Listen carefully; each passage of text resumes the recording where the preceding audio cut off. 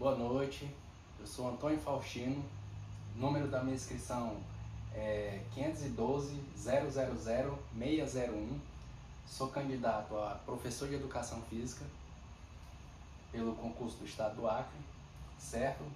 E vou dar uma aula sobre nutrição e atividade física, macronutrientes e suas funções na atividade física, certo?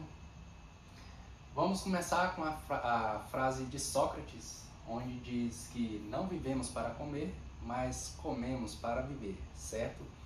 Essa frase diz muito respeito à nossa aula de hoje, que, como a própria frase já diz, a pessoa que ela vive para comer geralmente é uma pessoa que não tem saúde, uma pessoa com comorbidades, não é isso? Porque ela vive em função apenas de se alimentar. E ela acaba ingerindo alimento além do que ela necessita, certo? Diferente de uma pessoa que come para viver. Ela usa o alimento apenas como uma fonte de energia, certo? Ela se alimenta apenas para viver, certo? Então, geralmente é uma pessoa mais saudável, que tem uma qualidade de vida mais em evidência, certo? Possivelmente pode vir até praticar uma atividade física, uma pessoa com uma aparência mais aceita pela sociedade, certo? Agora vamos começar a aula com a pergunta: por que sentimos fome? Vocês já pararam para se perguntar por que o nosso corpo sente fome? Será que é uma necessidade fisiológica do nosso corpo? O fato da gente sentir fome? Vocês já pararam para pensar, refletir por isso? Se a gente ficar sem comer, o que será que acontece com o nosso corpo? A gente sente fome por quê? Se a gente sente fome, então deve ter algum motivo, né? E a gente vai ver isso mais para frente. Por que precisamos nos alimentar? Se a gente sente fome, então, logicamente, precisamos nos alimentar. Mas por quê? Por que eu preciso me alimentar? Será que se eu ficar sem comer, meu corpo vai continuar do mesmo jeito? Será que eu posso passar muitos dias sem comer? Certo? Se eu sinto fome, eu preciso me alimentar, então qual a finalidade do que ingerimos? Qual a finalidade do alimento no nosso corpo? Como ele é trabalhado? Como o nosso corpo captura esse alimento e ele destina esse alimento para quê? Certo? E o que acontece se fizermos atividade física após um tempo prolongado de jejum, tempo prolongado sem se alimentar? O que acontece com o nosso corpo?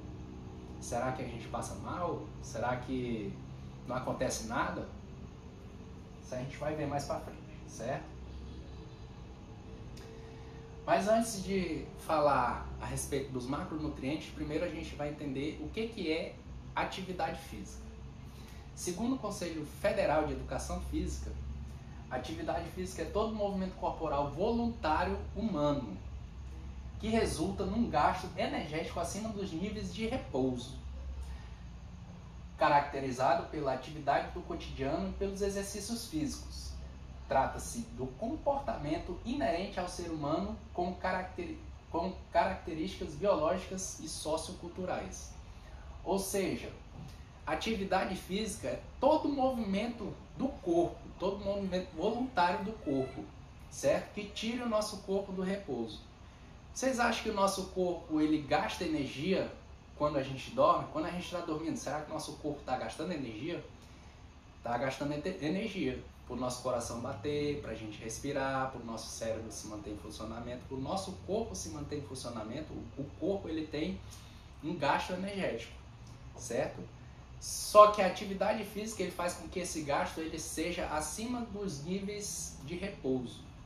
O corpo estando em repouso, deitado na cama, no sofá, você está em repouso. Então o corpo ele gasta a energia apenas para manter o corpo em funcionamento. A partir do momento em que você vai varrer uma casa, você vai à padaria comprar pão, você vai ao supermercado, você faz qualquer caminhada do cotidiano, do dia a dia, das suas atividades culturais, você eleva esse nível de repouso para um nível de atividade física, onde seu gasto energético ele é maior, certo?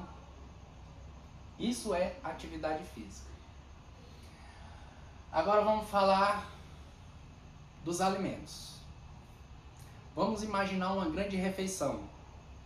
Geralmente, na nossa região, aqui no Acre, uma grande refeição ela vem composta por um prato com feijão, arroz, macarrão, farinha e proteína, seja ela carne, frango ou ovos, certo?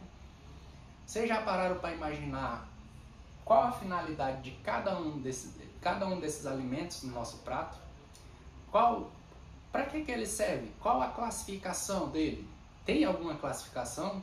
Se existe essa classificação, qual é a classificação de cada item do nosso prato? Certo? O feijão. Qual a finalidade do feijão? Tão bom e velho feijão. O arroz. Por que o arroz ele vem em grande quantidade? Diferente do feijão ou da carne? Certo? Vocês já pararam para pensar isso? Por que a carne ela vem em uma pequena quantidade apenas? E o arroz e o feijão vem em outra quantidade? A gente vai aprender isso já já. Mais para frente a gente vai voltar naquele quadro e falar, classificar cada um dos alimentos conforme a sua classificação. Carboidratos, por exemplo. Os carboidratos apresentam a mais importante fonte de energia rápida proveniente da dieta. Eles fornecem combustível para o cérebro, a medula e os nervos periféricos e as células vermelhas do sangue. São formados nos vegetais por meio da fotossíntese. A quantidade e o tipo de carboidrato produzido pela fotossíntese depende do vegetal e da oferta de gás carbônico e de água no ambiente.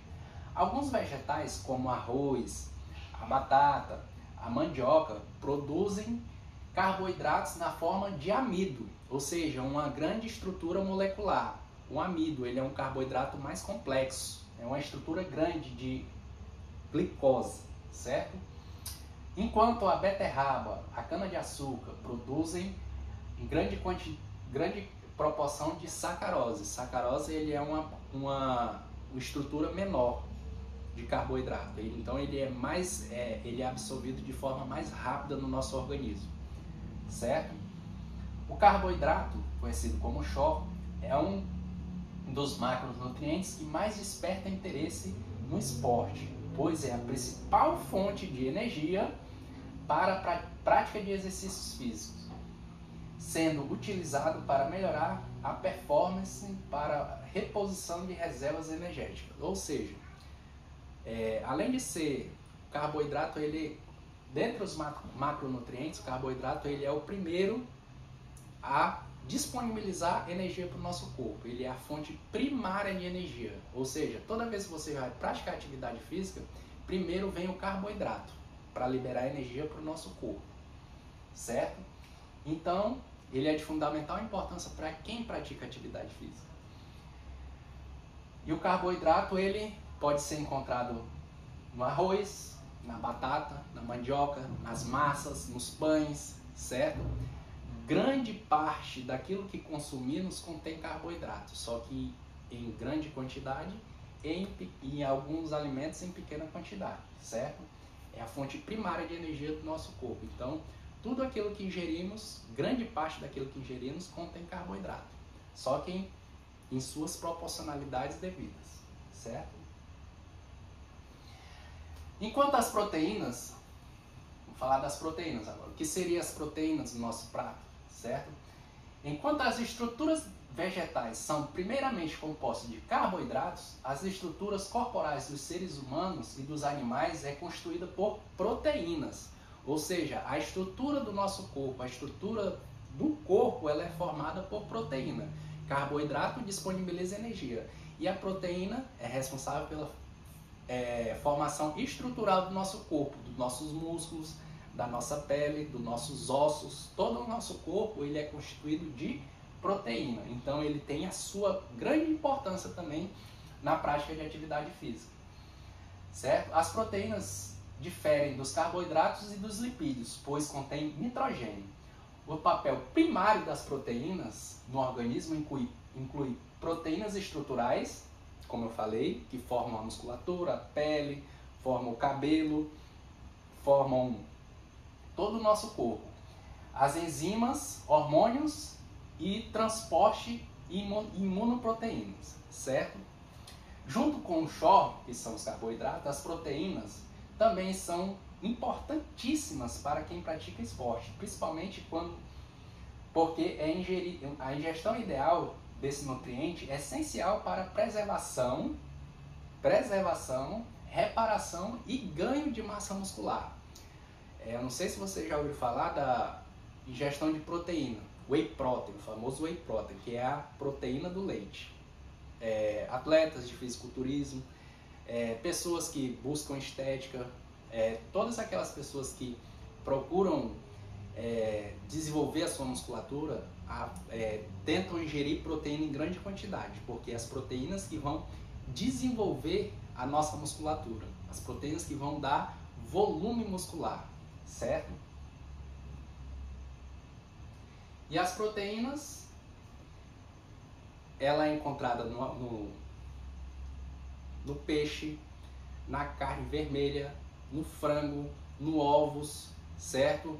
Em alguns vegetais, como feijão, só que em pequena quantidade. No proteína vegetal também, a soja, certo? Lipídios. O que são os lipídios? Os lipídios são ricos em energia e fornecem 9 kcal de energia ao corpo humano. São capazes de obter energia adequada com um consumo diário razoável de alimento que contenham gordura. A gordura alimentar é armazenada nas células adiposas, na gordura, na nossa famosa pochetinha.